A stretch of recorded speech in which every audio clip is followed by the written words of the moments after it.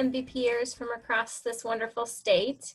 Welcome to the virtual MVP Summit. I'm Elisa and I'm a master trainer. I was asked to talk to you about one of my favorite topics within the MVP playbook, consent. As you know, the summits are supposed to enhance your abilities to teach the different lessons and modules of MVP.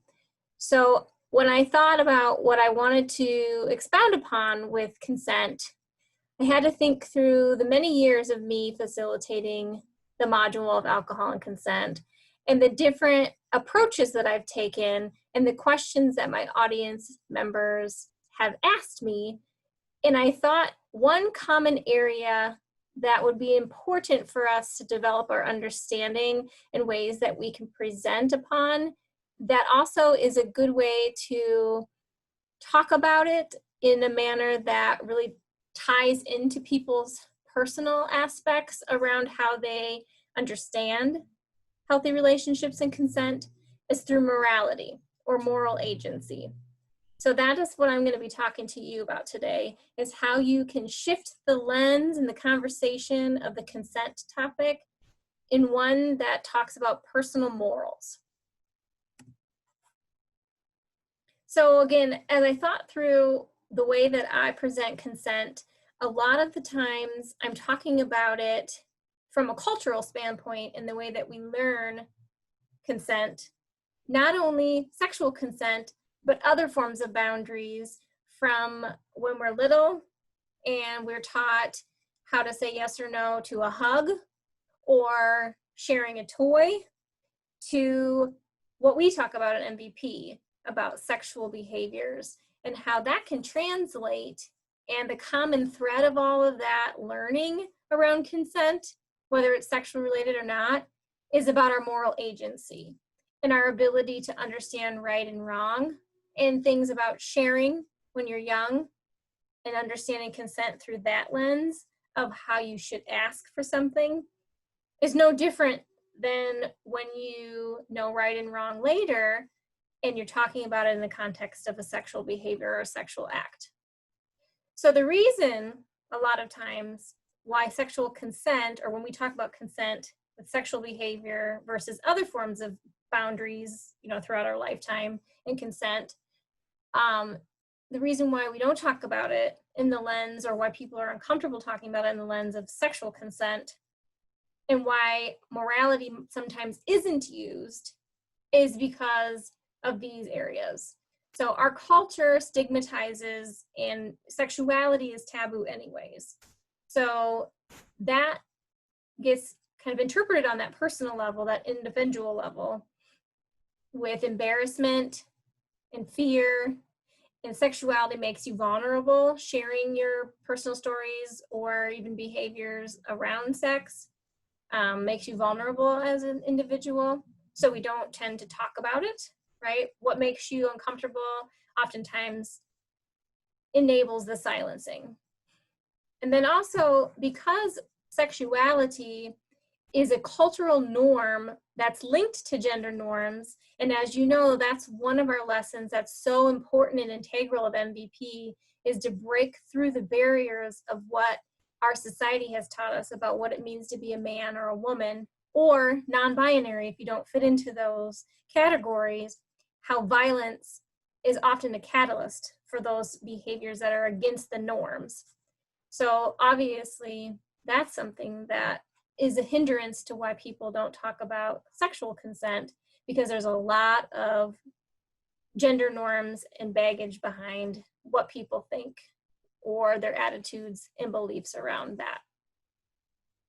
And then obviously another big one, and this is the focus area that I'll be talking to you about, is personal morals, right?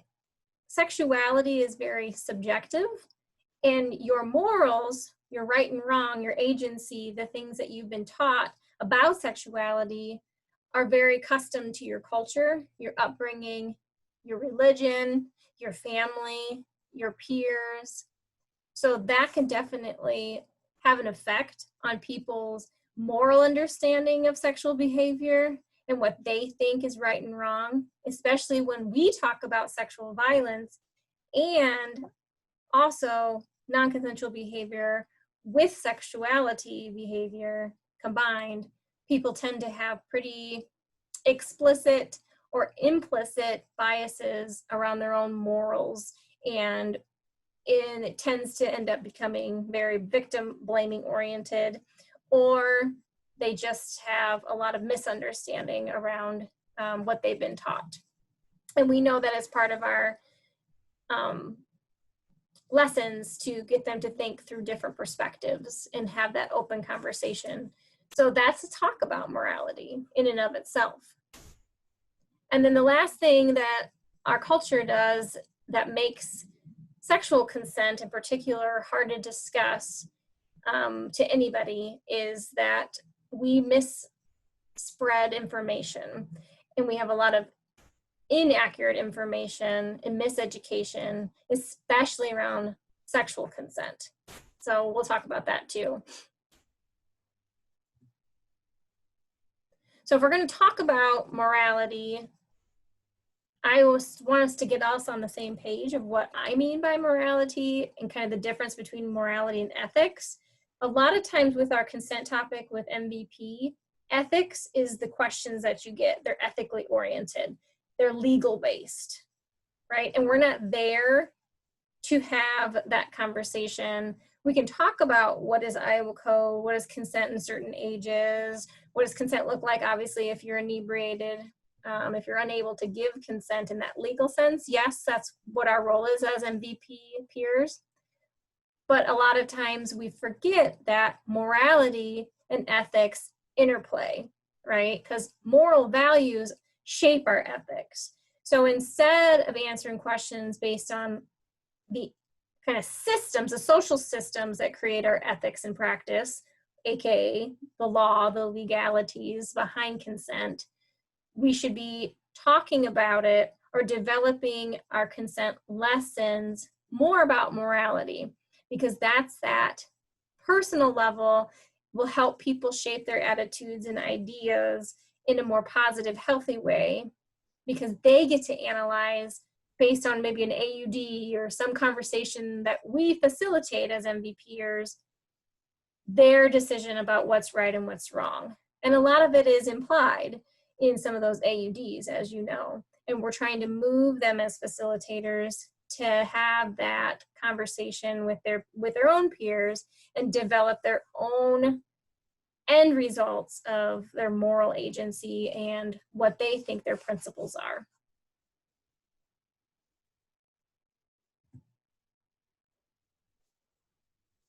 So if you think about morality, again, is that idea of right and wrong, and consent plays right into that.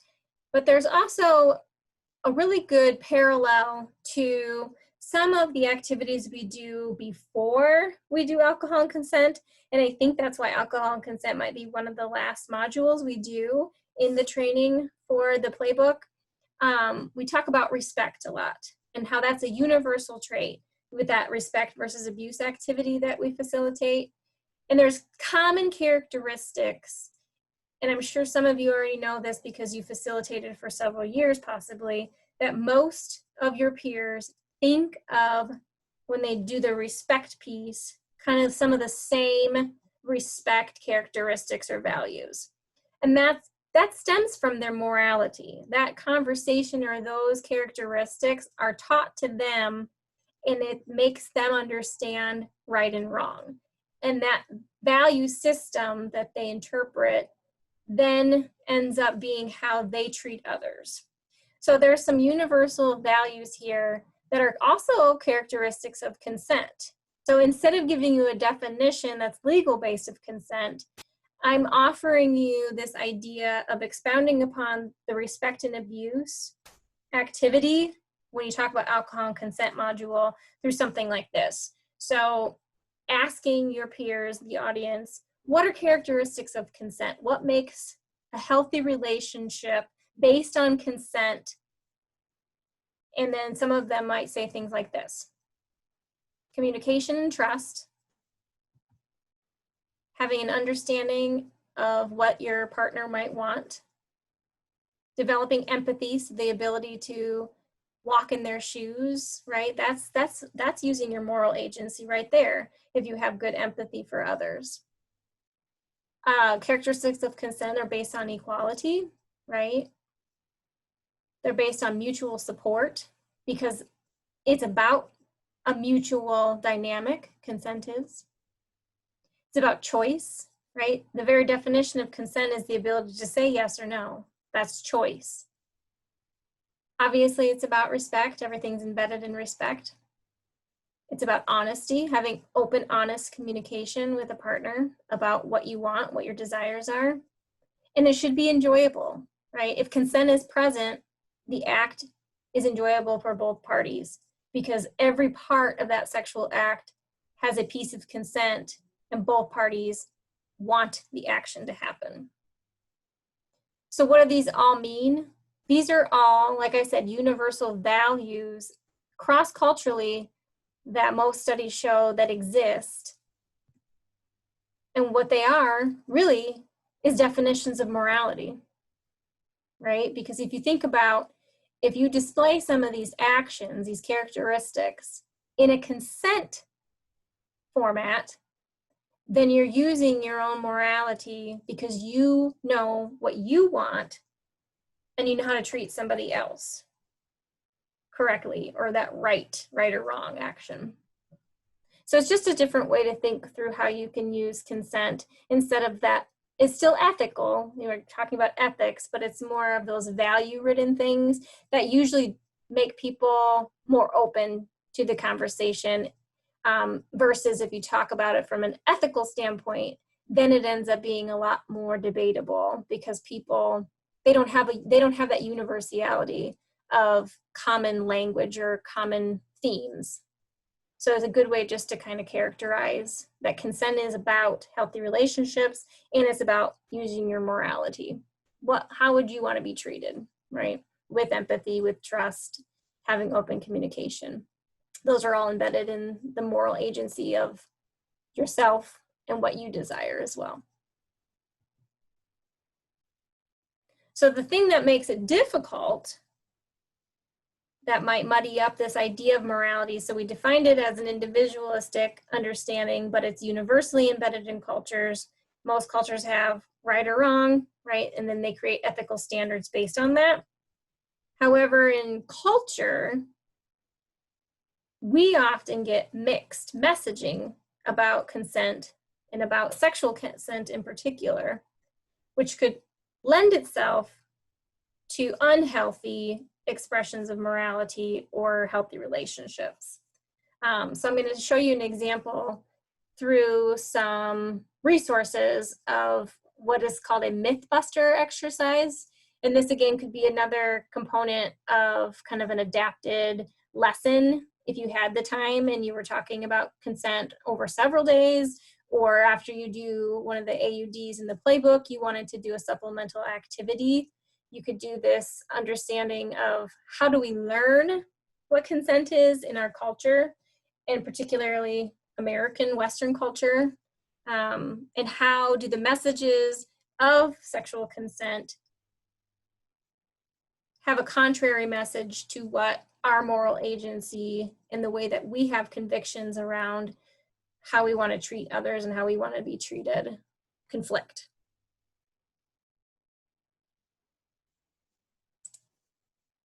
So I'm going to also give you a supplemental worksheet that has the link to this website. So this website is One Love, which is a national organization for healthy relationships. They have a lot of campaigns and education resources.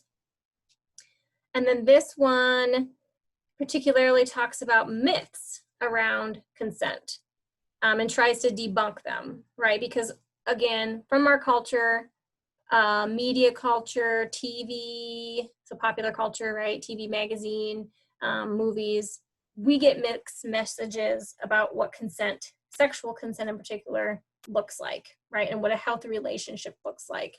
So the purpose of this campaign from One Love was to debunk some of those.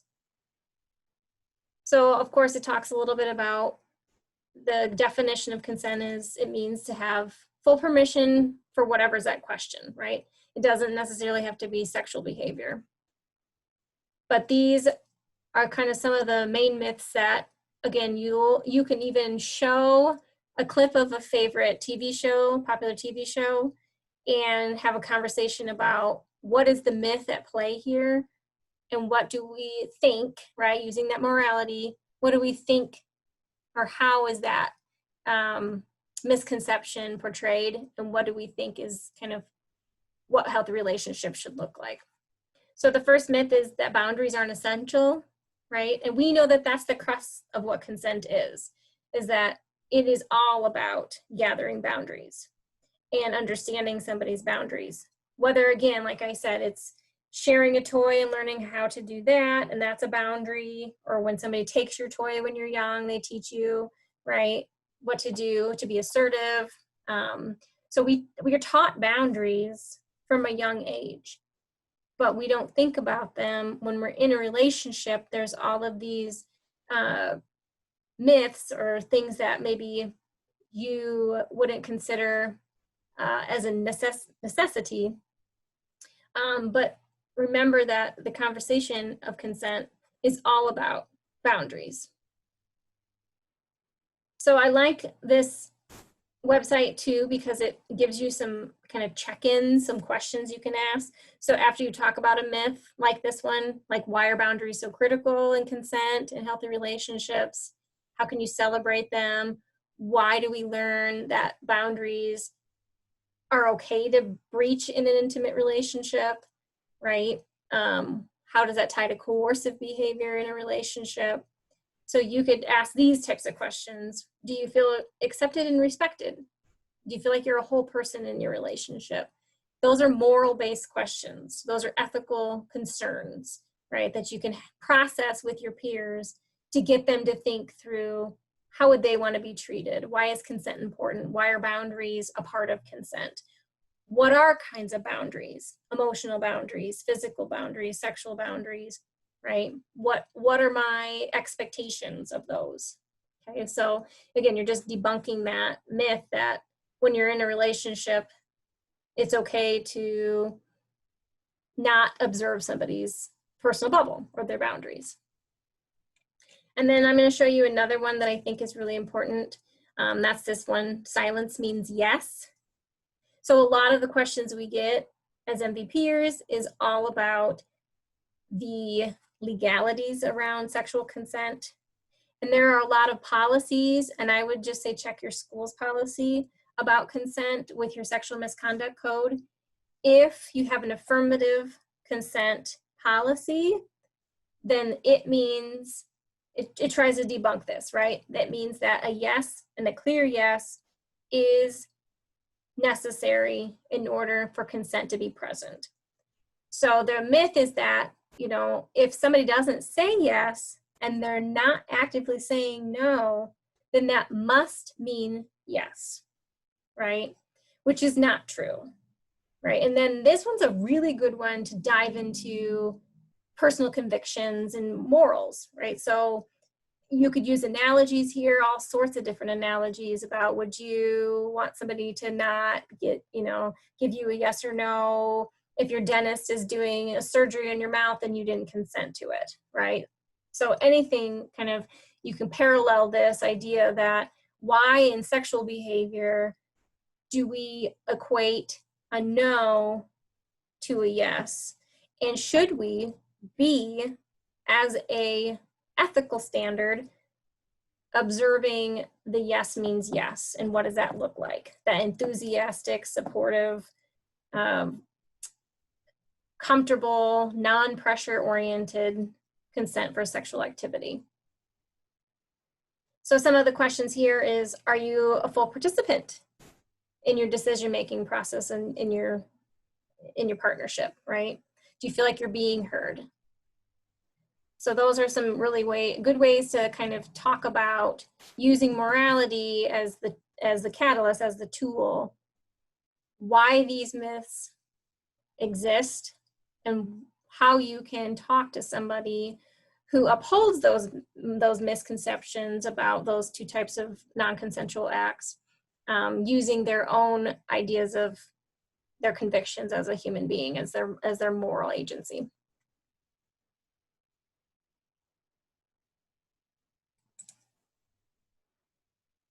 I also want to share with you some ideas for new AUDs.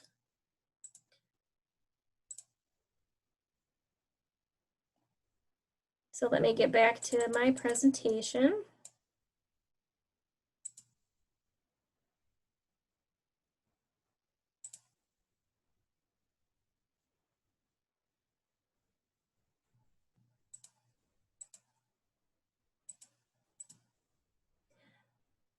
Okay, so the main AUD, as you know, in the consent and alcohol module of MVP talks about, can two adults who have been drinking consent to sexual activity? And as you know, as a facilitator, that can get a lot of agree and disagree and unsure statements from your participants, your peers. But if you can talk about morality using that AUD, but if you wanted to take a step further, here are a couple AUDs that you could add to your plethora of the activity that kind of point in on some of those aspects that we talked about that are those universal connections to consent and moral agency. So this is one of them, or I have two of them. You could say, it is perfectly fine to keep asking if someone wants to be engaged in something sexual, even if they've said no.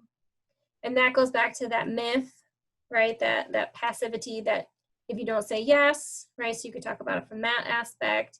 You could also talk about it from a coercive approach, right? Because if we think about sexual coercion and manipulation behavior, you can talk about it from that moral standpoint and say, think about if you think that this behavior, how can you justify this behavior when someone pressures somebody into something they don't want? How can that be justified as right? As just, okay? So you can talk about this one using that. But again, as you know, as a facilitator, you're there just to facilitate those open conversations and not really lead them to a solution or an answer. But it's okay to ask moral-based questions to garnish some more understanding of where that person's coming from, to possibly have them develop a different attitude or belief around that statement. That's part of our goal. So this would be a good one to entice that kind of conversation, especially because it's at the end there, kind of loaded of they are saying no or they had said no, but the idea is that the initiator here, they can get them to change their mind, right? And you can talk about, if you get somebody to change their mind, did they consent? Is there true consent? If you're manipulating the situation or the person to feel guilted into doing something that then only benefits you, right? So part of the characteristics of morality was about enjoyment, right? And about healthy relationships. Would somebody enjoy the behavior if they felt pressured in the first place into doing it, right? So that's kind of where you can go with this particular AUD. And then the next one that I offer is, there are some circumstances where verbal recognition is not needed in order to act on something sexual between a partner. So this one is that understanding or the conversation about silence, body language, in the heat of the moment, that myth, right? About you can't stop. Sometimes that, right? If even the idea from an ethical standpoint that if they consented in the past to an activity, then the new activity that you're engaging in, is there an automatic consent for that to do the same behavior again? We know that's not true. That's not how consent in an ethical and legal standpoint is defined. So that can have you have that ethical conversation and answer some of those kinds of questions, but also challenge them to use their own moral agency about their desires to understand why verbal recognition might be important, why having open communication is important, and then this whole idea of some circumstances. So that'll bring you down the road of, they'll give you specific examples, right, that you have to feel comfortable and confident in exploring. Like for instance, I've had people tell me, well, I feel like in the heat of the moment, if I'm kissing somebody and then I start touching their body parts, then I don't have to ask. I don't have to stop and ask. So we could, as MVPers, we can ask them, you know, why? Why do you think that that's an okay behavior? And how do you know, what signals do you get from the recipient that tell you that it's okay, right? And that's having them think through their own moral agency and say, yeah, that's true, right? Would I want to be treated this way? Do I think that that's right when I don't get verbal recognition for this behavior? Does it seem like I'm acting in an entitled way? So this would be a good one for you to kind of think through. How can you take them down this idea and use different ways, but also have that common language of, again, going back to characteristics of morality. Do these statements develop trust?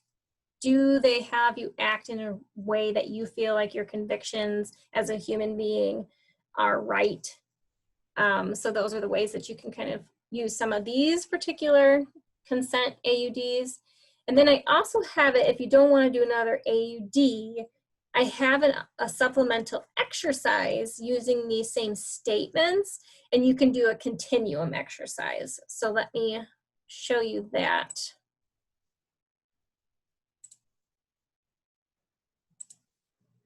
So I called it sexual ethics activity. And again, I will add this also as a document share on the Google Drive after the presentation for you. So I just created these statements, and if you facilitate it virtually, you can use a lot of different platforms for this. You could use Poll Everywhere. You could use, you could use probably a Google form. Any anonymous surveying kind of platform would work. So you could use a lot of different things. If you were in a physical classroom, you would just use a board, smartboard or blackboard, and either have these statements one at a time and have them think through. I usually put them on a continuum that's like, is it a moral-based ethical sexual behavior? Is it coercive behavior, or is it somewhere in between? So these are just some examples of things that I've done when I talk about sexual ethics in a presentation that supplements consent. So just like expecting full satisfaction in any and all sex acts and making sure that the encounter is mutual. It's important that I don't feel fearful in any sex act, right? Before engaging, it's important to know your sexual background, maybe your preferences. Withdrawing from a sex act should be recognized by the law if you wanted to get into legal stuff. Constructing ethical relationships is welcomed by both parties. Here's the one from the playbook. It's okay for two intoxicated adults to engage in a sex act. The notion that sexual desire is not controllable, right? That entitlement, or that idea that you can't stop, right? When something starts. Agreement to engage in sex acts with somebody can be withdrawn. So it's just a lot of different ideas that you can use. And again, just do it as an activity to have your peers just think through their own morality and ethics behind sexual behavior that they've learned or that they've engaged in, and if it's consent-based not, or if it's ingrained in more of a coercive behavior or manipulative behavior.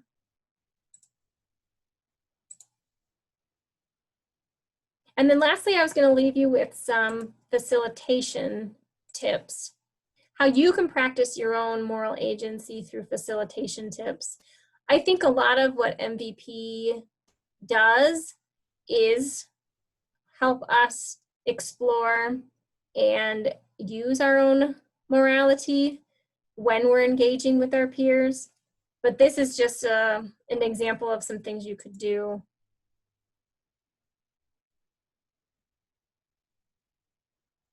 If you are thinking through.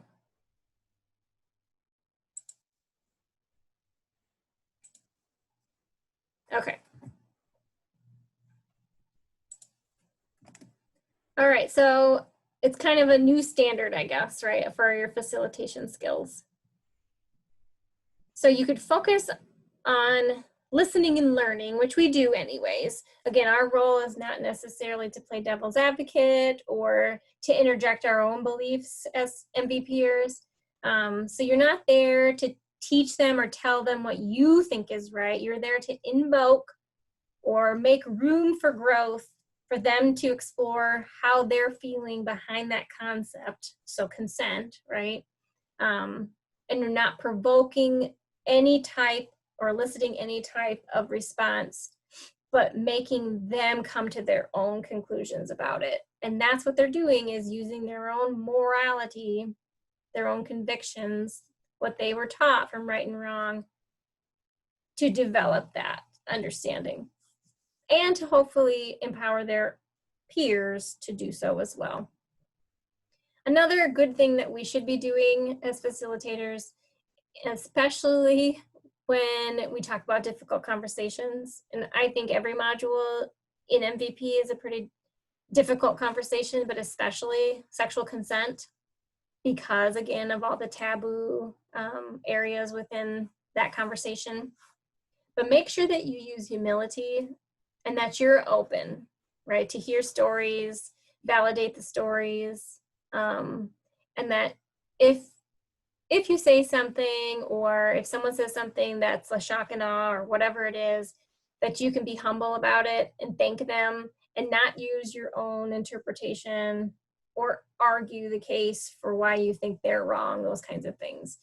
Just always being humble is a good approach, because it builds trust and it shows that you care, but also that you're learning and growing with them, right? You don't have to have every answer. This is already a hard conversation enough when people ask you legal-based questions, and none of us are legal experts that do this work, right? So just having that humility and being vulnerable with them shows a lot that you care about the goal of changing your own attitudes and beliefs too. Main purpose for honest conversations is supporting where they are. So encouraging them to think through their own right and wrong, process thoughts, but also asking them to define their viewpoint. So it's okay to ask follow-up questions about consent and what has shaped them to have that understanding. But don't do that.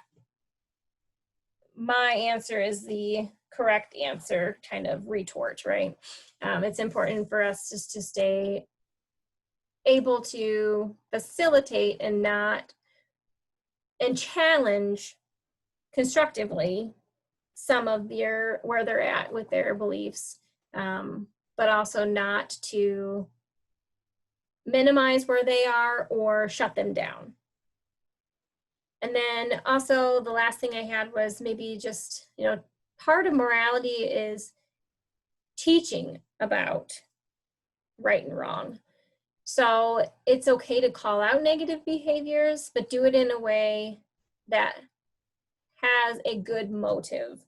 So you might want to, instead of saying, well, you're wrong because that's immoral, you might want to say things like, tell me what it would feel like. So building empathy, what it would feel like for you if that happened to you or to a friend, or right, those kinds of exercises where we throw it back at them to have them understand that at the end of the day, they know that that's wrong and that you're calling out those negative behaviors by a positive reinforcement of something healthy. So that's all I have. I hope that this helped you better understand how you can use morality and ethics in your conversations about healthy relationships and consent. So thank you so much for what you do at your schools and making really good change. And I'm very proud of you, and I hope you stay healthy and safe. And I can't wait to hear all the wonderful things that you're doing on your campuses to eradicate gender violence. Take care.